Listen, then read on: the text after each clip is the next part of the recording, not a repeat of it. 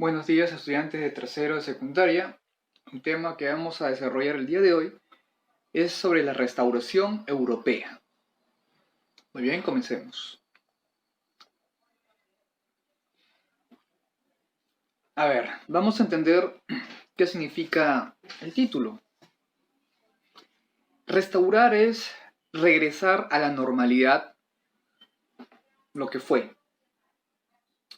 En el caso de la restauración europea, tiene que ver con restaurar el pensamiento antes de la famosa Revolución Francesa, antes que Napoleón Bonaparte invada los territorios.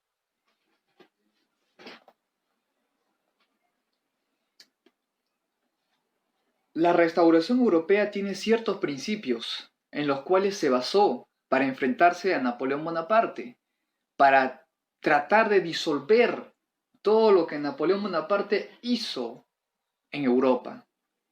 Tiene ciertos principios, vamos a verlo y analizarlo un poco. Por ejemplo, tenemos al principio de legitimidad. ¿Qué significa eso? Que había una gran necesidad por restablecer los antiguos gobiernos. ¿Qué significa antiguo gobierno? El antiguo régimen, o sea, la monarquía absolutista. Según la legitimidad, se debía regresar a la normalidad los regímenes absolutistas. ¿Por qué? Había una creencia que decía que el poder de un rey absolutista, provenía de Dios, que el rey era el nexo, el vínculo entre lo terrenal y lo divino. Por lo tanto, los reyes tenían un poder ilimitado en la tierra. Por lo tanto, al rey no se le debía maltratar, no se le debía perseguir ni asesinar. Según esta premisa, según esta idea de que el rey tenía origen divino, intermediario entre Dios, el poder del rey no debía ser acabado. Tú no debías acabar con el gobierno de un rey. La única forma que acabes con el gobierno de un rey es que muera. Es la única forma. Primer principio teórico llamado la legitimidad. No puedes meterte con el rey porque tiene origen divino y al rey nadie lo saca, y que debe respetar la autoridad del monarca. Segundo principio teórico de la restauración, el equilibrio. ¿Qué dice? Que un Estado no puede expandirse más allá de sus límites. Por ejemplo, Napoleón Bonaparte. Napoleón Bonaparte era emperador de Francia. Él solo debía quedarse en Francia, no debía ni siquiera mirar atrás, adelante, para poder invadir, para poder crecer, para poder expandirse, no. Según el principio de equilibrio, ningún país de Europa, ¿ya?, debía ambicionar más territorios. No debía expandirse, porque al expandirse iba a generar una guerra. Eso es lo que nos explica el principio de equilibrio. Ahora, el principio de intervencionismo. ¿Qué quiere decir? Por ejemplo, si un país dirigido por un emperador, un caudillo, invade otro país, a pesar que sabe que no debe hacerlo, por el principio del equilibrio, y lo hace, los países que son aliados, o las coaliciones, como ya hemos visto en el tema pasado, debían apoyar a este país invadido por este caudillo o rey y derrotarlo completamente y restablecer lo que era un inicio, la monarquía en este caso. Estos tres principios tratan de justificar la restauración europea. O sea, tratan de justificar por qué debería regresar a la normalidad. O sea, antes de la Revolución Francesa, todo lo que hizo Napoleón según esos principios teóricos, tiene que ser disuelto. Todo tiene que regresar a la normalidad. Mucho antes que Napoleón todavía, o sea, tiene que regresar hasta antes de la Revolución Francesa. ¿Por qué? Nos damos cuenta que esta restauración tiene principios absolutistas. Los reyes que están hablando o creando estos principios teóricos son reyes absolutistas. Les encanta el poder. No hay un órgano que los supervise. Es por eso que quieren mantener ese régimen en Europa. Y Napoleón representaba todo lo contrario. Es por eso que se crea el Congreso de Viena. El Congreso de Viena tiene como objetivo regresar a la normalidad. Todo lo que Napoleón Bonaparte hizo y todo lo que la Revolución Francesa creó en Francia y también inspiró en otros países. Para esto, en el Congreso de Viena, se van a reunir Francisco I de Austria y su canciller Clemens para este Congreso. No van a ser los únicos. Van a invitar también al rey Alejandro I de Rusia, a Guillermo III de Prusia, al ministro Casterger, representando a Inglaterra, y a Talleyrand, que representa a Francia. El rey que estaba gobernando en Francia era el rey Luis XVIII.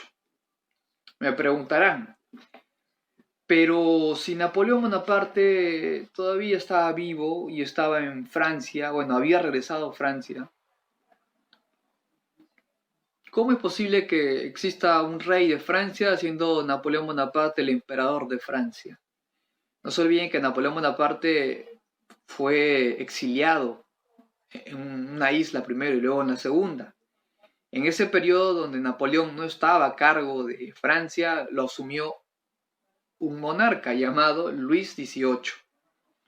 Cuando Napoleón regresa, de hecho que Luis XVIII tiene que salir, pero como Luis XVIII estaba en contra de Napoleón y era un rey absolutista, por lo tanto el Congreso de Viena también lo llama a Luis XVIII, porque estaba a favor de ellos y estaba en contra de Napoleón. De todas las naciones que tratan de imponer su idea, las que más resaltan son Austria, Rusia, Prusia e Inglaterra. Estos 4 países tratan de imponer su idea.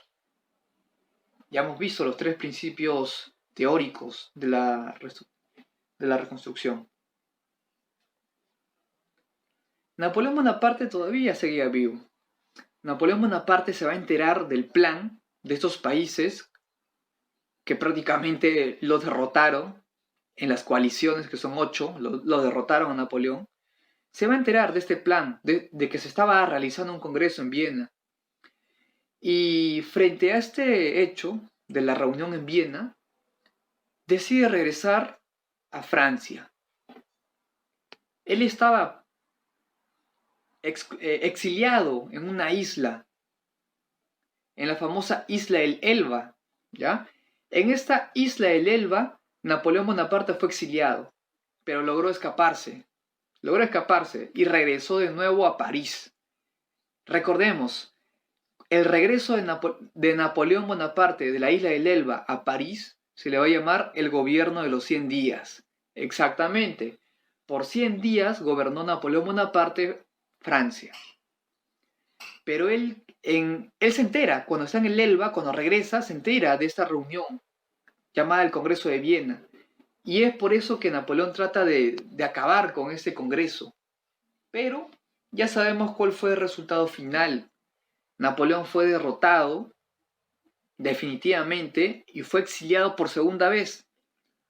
Pero ahora ya no lo exiliaron al Elba, sino a un lugar más alejado, en el Océano Atlántico, una isla, Santa Elena. De ahí Napoleón Bonaparte ya no pudo escapar. Ahí murió en Santa Elena. Muy bien, vemos una imagen, un cuadro pintado que representa el Congreso de Viena. El Congreso de Viena estaba conformado por reyes europeos absolutistas, ¿ya? Y en algunos casos ministros que representaban a reyes. El famoso Congreso de Viena. donde se buscaba regresar a la normalidad desde Napoleón hasta la Revolución Francesa. O sea, como si no hubiera habido Revolución Francesa ni acciones de Napoleón. El objetivo o los objetivos del Congreso de Viena. Primero, restablecer las fronteras antes que Napoleón invada. O sea, que regrese toda la normalidad. Primer objetivo. Segundo objetivo, reorganizar la forma política del antiguo régimen. El antiguo régimen es un sistema de cientos de años. Es se puede decir, el primer sistema de gobierno que tiene un rey absolutista, con poder total. Nadie lo controla, nadie está por encima de él, nadie, ni siquiera la Iglesia Católica. El Congreso de Viena buscaba regresar a ese sistema autoritarista llamado la monarquía absolutista. ¿Qué más quería el Congreso de Viena? Quería restablecer el poder entre las potencias, o sea, regresar a la normalidad y hacer que estos países que tenían ideas liberales sean reprimidos, sean atacados, sean neutralizados para que no representen alguna amenaza. Pero esto va a generar ciertas rivalidades entre los miembros del Congreso de Viena, sobre todo el restablecimiento del equilibrio de poder. O sea, los miembros del Congreso de Viena van a tener ciertos problemas, porque van a haber países que tienen mayor poder militar y otros que tienen menor poder militar. Así que fue en contra de ciertos intereses. Podemos ver en la imagen una caricatura, una parodia de Napoleón Bonaparte, en el cual vemos cómo los reyes de los países que formaron la coalición tratan de ridiculizar a Napoleón. Sabemos que estos países de la coalición logran derrotar a Napoleón Bonaparte, pero en la imagen observamos cómo a Napoleón Bonaparte lo meten en un tacho de basura, demostrando que no es nada, que no tiene poder. La derrota de Napoleón Bonaparte. Tenemos otra imagen que retrata el exilio de Napoleón Bonaparte. ¿A dónde? A Santa Elena, o sea, la segunda isla donde Napoleón Bonaparte fue exiliado, porque la primera fue el Elba y se logró escapar. Es por eso que regresa a París y gobierna por 100 días. Luego Napoleón se enfrenta a la coalición y fue derrotado totalmente. Lo vuelven a exiliar, pero en otra isla más alejada que queda en el Océano Atlántico. De esa isla no pudo escapar. Estaba tan, pero tan alejada que Napoleón Bonaparte no pudo escaparse. Y murió en Santa Elena. También les expliqué en la clase pasada que los posibles motivos, o sea, las hipótesis de su muerte es por envenenamiento, por cáncer o por falta de comida. Vemos a Napoleón Bonaparte en la isla de Santa Elena, lamentándose, por eso lo parodian llorando. ¿Qué pasaba en Europa de 1815? Esto es ya luego de la derrota de Napoleón Bonaparte, en la etapa final ya, cuando Napoleón Bonaparte fue neutralizado. A ver, una vez que los países aliados, o sea, las coaliciones, vencen a Napoleón Bonaparte, van a decidirse repartirse el botín. O sea, ¿qué es el botín? Los territorios que Napoleón Bonaparte obtuvo como emperador. En este caso, la parte más grande del botín le correspondía a Inglaterra. Inglaterra obtuvo el reino de Hannover, obtuvo y lo convirtió a El Cabo en una colonia, obtuvo Malta, Ceilán, e Inglaterra se va a convertir en la potencia mundial, en la primera potencia naval a nivel mundial. Ya no era España, ahora va a ser Inglaterra. Tenemos a Rusia. Los rusos van a anexionar Polonia, casi toda Polonia. Van a incluir también a su territorio el ex ducado de Varsovia y un poco de Finlandia y Varsavia. O sea, Rusia también ganó ciertos territorios. Tenemos a Austria. ¿Qué ganó Austria? Austria va a regresar a sus fronteras anteriores, antes que Napoleón los invada. Va a obtener lo que es Venecia y Milán, así como va a constituir el reino lombardo, ubicado en Veneto. Ubicado en Veneto.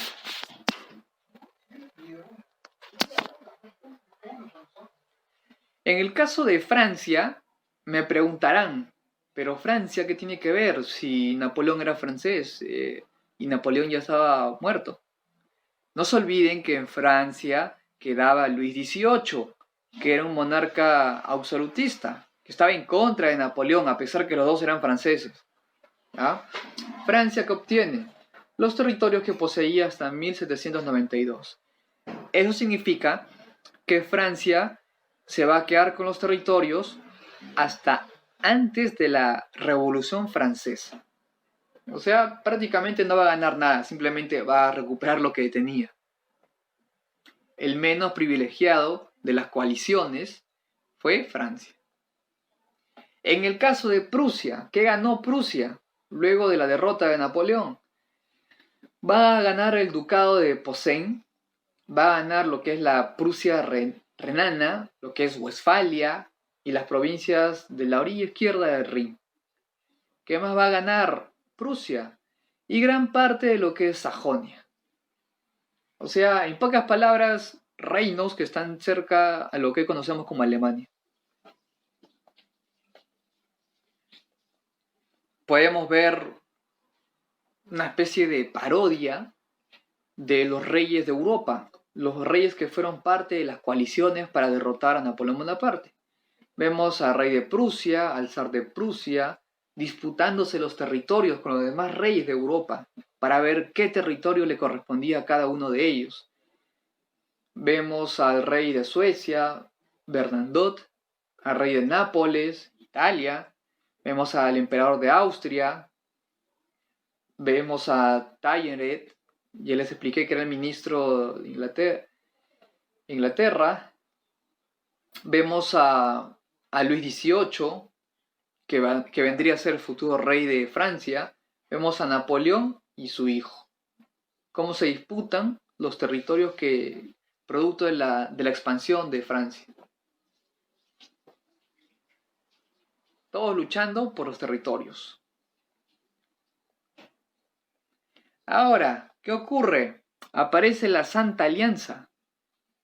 La Santa Alianza y el Congreso de Viena no es igual, pero tienen en esencia ciertas cosas muy parecidas.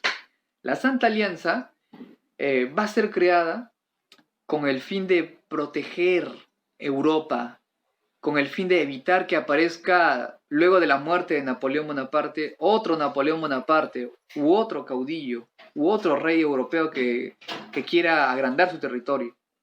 Para eso nace la Santa Alianza, para proteger las fronteras, los intereses de los países de Europa, para evitar que alguien quiera invadirlos.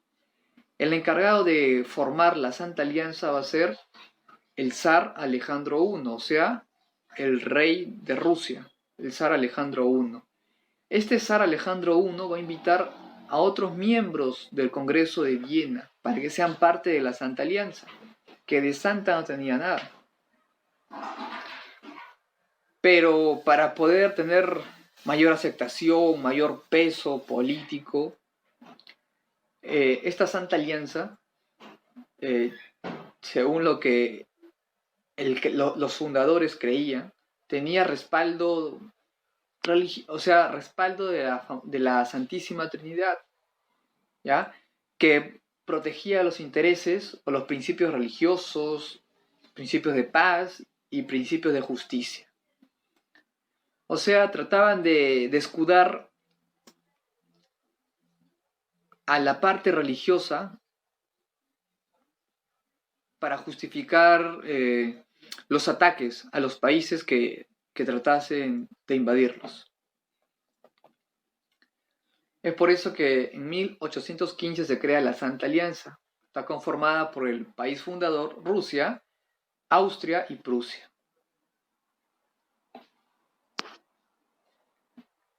Como les explicaba, la Santa Alianza se crea como una especie de escuadrón, ¿ya? Como una especie de coalición para que en caso algún caudillo o rey europeo quiera invadir un país que no es el suyo, la Santa Alianza sale en su defensa, ataca a este rey que quiere invadir el territorio. Pero la Santa Alianza también tenía, como se dice, ciertos perfiles de las personas que podrían ser un problema. ¿Quiénes podrían ser personas o personajes que puedan causar un problema, como querer invadir, por ejemplo? Las personas que tienen pensamientos liberales, los nacionalistas, eran vistos como revoltosos, como posiblemente conspiradores. Estas personas estaban muy bien observadas. A lo mínimo que hicieran, la Santa Alianza enviaba al ejército a reprimirlo. Inglaterra y Francia deciden no participar de la Santa Alianza. Turquía quedó fuera de ser miembro de la Santa Alianza. ¿Por qué? Por su creencia religiosa. Los turcos son musulmanes, mientras que la Santa Alianza tiene como base, exacto, la iglesia. La iglesia cristiana, no la musulmana. Por lo tanto, Turquía quedó fuera de este pacto de la Santa Alianza. Paralelamente a la Santa Alianza que se había creado en Europa, aparece otro organismo, otro grupo llamado la Cuádruple Alianza, que estaba integrada por Inglaterra y por 3 miembros de la Santa Alianza. O sea, aparece la Santa Alianza y aparece otros grupos más.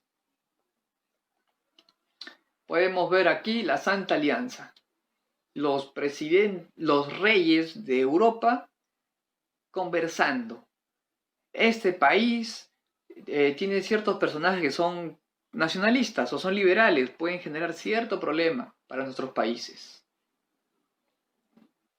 Bueno, eso sería todo. Muchas gracias. Nos vemos en una siguiente clase.